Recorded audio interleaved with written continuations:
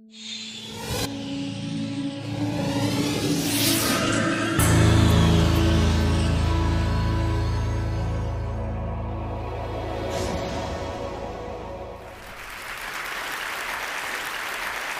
grew up to study the brain because I have a brother who has been diagnosed with a brain disorder, schizophrenia. And as a sister, and later as a scientist, I wanted to understand why is it that I can take my dreams, I can connect them to my reality, and I can make my dreams come true. What is it about my brother's brain and his schizophrenia that he cannot connect his dreams to a common and shared reality, so they instead become delusion? So I dedicated my career to research into the severe mental illnesses, and I moved from my home state of Indiana to Boston, where I was working in the lab of Dr. Francine Bennis in the Harvard Department of Psychiatry. And in the lab, we were asking the question, what are the biological differences between the brains of individuals who would be diagnosed as normal control, as compared with the brains of individuals diagnosed with schizophrenia, schizoaffective, or bipolar disorder? So we were essentially mapping the microcircuitry of the brain, which cells are communicating with which cells, with which chemicals, and then in what quantities of those chemicals. So there was a lot of meaning in my life because I was performing this type of research during the day, but then in the evenings and on the weekends, I traveled as an advocate for NAMI, the National Alliance on Mental Illness.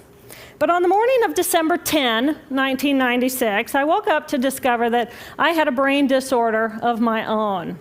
A blood vessel exploded in the left half of my brain. And in the course of 4 hours, I watched my brain completely deteriorate in its ability to process all information. On the morning of the hemorrhage, I could not walk, talk, read, write, or recall any of my life. I essentially became an infant in a woman's body. If you've ever seen a human brain, it's obvious that the two hemispheres are completely separate from one another. And I have brought for you a real human brain.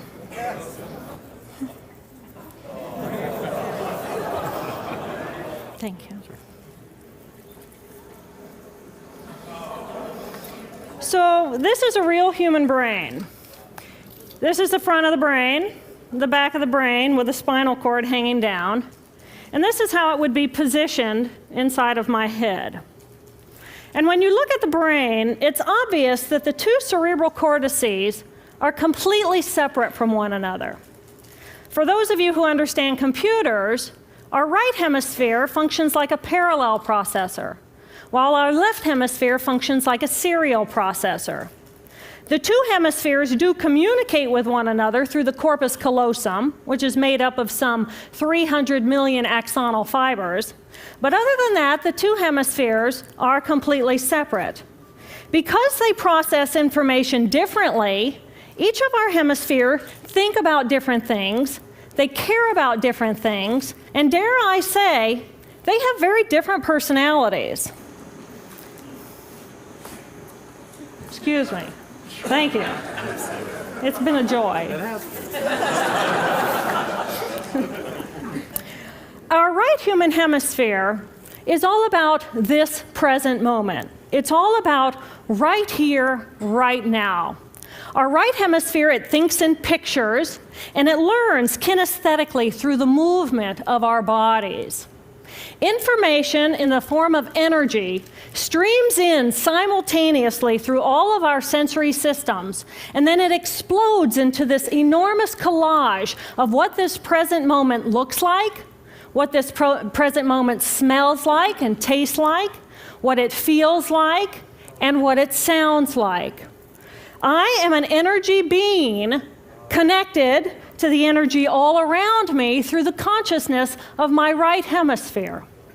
We are energy beings connected to one another through the consciousness of our right hemispheres as one human family. And right here, right now, we are brothers and sisters on this planet, here to make the world a better place. And in this moment, we are perfect, we are whole, and we are beautiful. My left hemisphere, our left hemisphere, is a very different place. Our left hemisphere thinks linearly and methodically. Our left hemisphere is all about the past, and it's all about the future. Our left hemisphere is designed to take that enormous collage of the present moment and start picking out details, and more details about those details. It then categorizes and organizes all that information, associates it with everything in the past we've ever learned, and projects into the future all of our possibilities. And our left hemisphere thinks in language. It's that ongoing brain chatter that connects me and my internal world to my external world. It's that little voice that says to me, hey, you got to remember to pick up bananas on your way home. I need them in the morning. It's that calculating intelligence that reminds me when I have to do my laundry.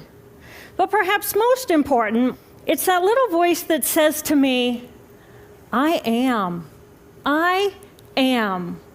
And as soon as my left hemisphere says to me, I am, I become separate. I become a single, solid individual, separate from the energy flow around me and separate from you. And this is a portion of my brain that I lost on the morning of my stroke. On the morning of the stroke, I woke up to a pounding pain behind my left eye. And it was the kind of pain, caustic pain, that you get when you bite into ice cream. And it just gripped me, and then it released me. And then it just gripped me, and then it released me. And it was very unusual for me to ever experience any kind of pain, so I thought, okay, I'll just start my normal routine. So I got up and I jumped onto my cardia glider, which is a full body, full exercise machine. And I'm jamming away on this thing, and I'm realizing that my hands look like primitive claws grasping onto the bar. And I thought, that's very peculiar. And I looked down at my body, and I thought, whoa, I'm a weird-looking thing. And it was as though my consciousness had shifted away from my normal perception of reality, where I'm the person on the machine having the experience, to some esoteric space where I'm witnessing myself having this experience. And it was all very peculiar, and my headache was just getting worse, so I get off the machine, and I'm walking across my living room floor, and I realize that everything inside of my body has slowed way down. And every step is very rigid and very deliberate. There's no fluidity to my pace, and there's this constriction in my area of perception, so I'm just focused on internal systems. And I'm standing in my bathroom getting ready to step into the shower, and I could actually hear the dialogue inside of my body. I heard a little voice saying, okay, you muscles, you got to contract, and you muscles, you relax. And then I lost my balance, and I'm propped up against the wall. And I looked down at my arm, and I realized that I can no longer define the boundaries of my body.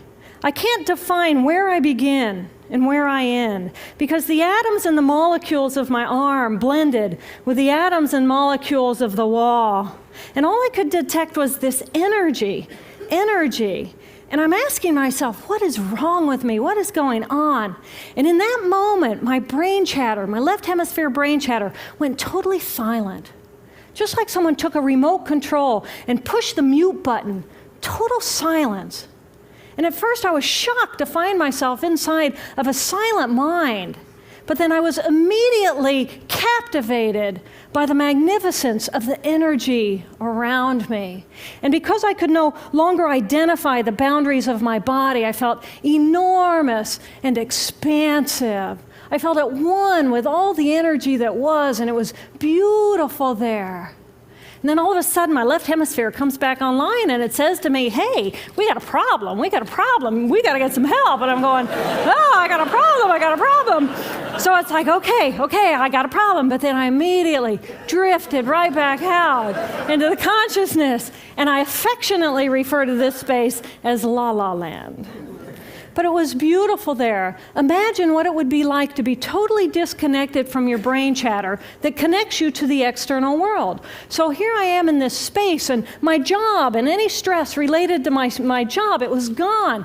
And I felt lighter in my body. And imagine all of the relationships in the external world and any stressors related to any of those, they were gone. And I felt this sense of peacefulness. And imagine what it would feel like to lose 37 years of emotional baggage. Oh, I felt euphoria. Euphoria. It was beautiful there. And then again, my left hemisphere comes online and it says, hey, you've got to pay attention. We've got to get help. And I'm thinking, I got to get help. I got to focus. So I get out of the shower and I'm mechanically dressed and I'm walking around my apartment and I'm thinking, I got to get to work. I got to get to work. Can I drive? Can I drive? And in that moment, my right arm went totally paralyzed by my side.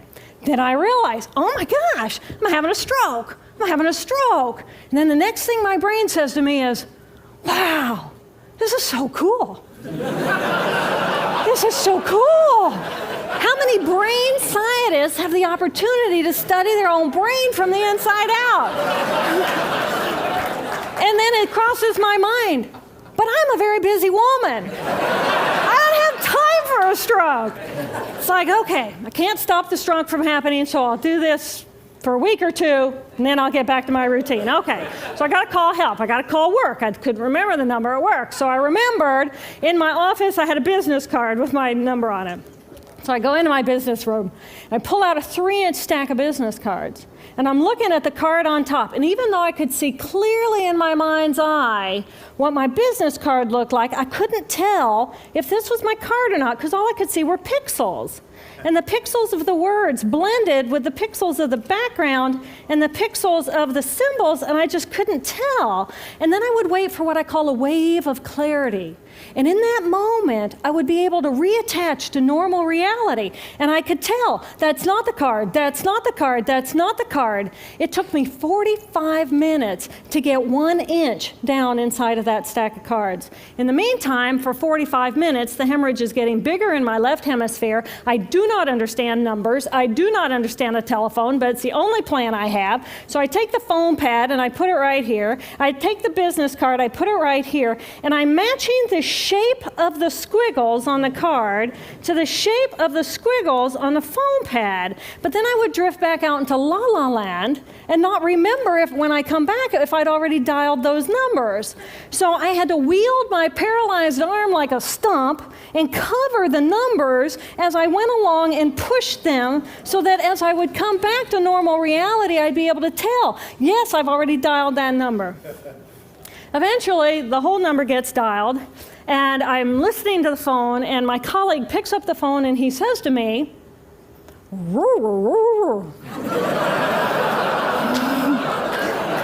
I think to myself, oh my gosh, he sounds like a golden retriever.